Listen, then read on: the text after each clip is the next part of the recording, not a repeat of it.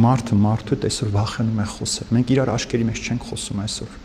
Մենք իրար հետևից ենք սովոր խոսել։ Մենք սովոր ենք իրար մեղքերը տեսնել ու քննադատել, բայց ոչ մեկ չի ուզում սրբագրել այդ մեղքը։ Ընկածին տեսնում ենք, վերջինքը մերժված էլ չի կարող մեր կյանքի մեջ լինել, չէ՞։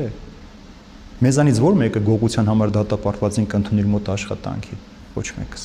Բայց Քրիստոսին պես մեղավորին,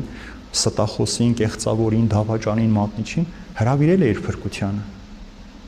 Հրավիրել է։ Եթե Քրիստոս հրավիրել է, ուրեմն դու էլ պիտի գնաս։ Մարդիկ սիրո պակասից են չարանում։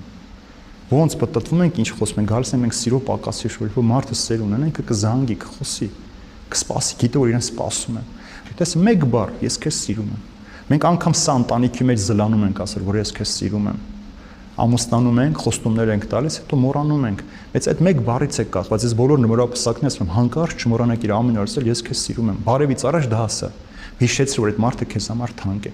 Նույնը համայնքի մեջ է, քրիստոնեական կյանքի մեջ է։ Իմ ու քո չպիտի լինի։ Ես ու դու չպիտի, սա ես բերեցի, սա ես արեցի, սա իմ տեղն է, սա չէ։ Ասենք բոլորս ընտանիք ենք, որ մեկը տկարություն ենք, իրեն պիտի առաջին օգնենք, եւ առաջին օրինակը դա քահանան ինքը պիտի լինի այդ հոգատարություն։ Եթե դու հոգ չտանես, իրենք էլ այդ անհոգության մեջ կապն։ Եթե դու տալիս ես այդ սերը, իրենք էլ մեկը մյուսի հանդեպ փոխադարձ են։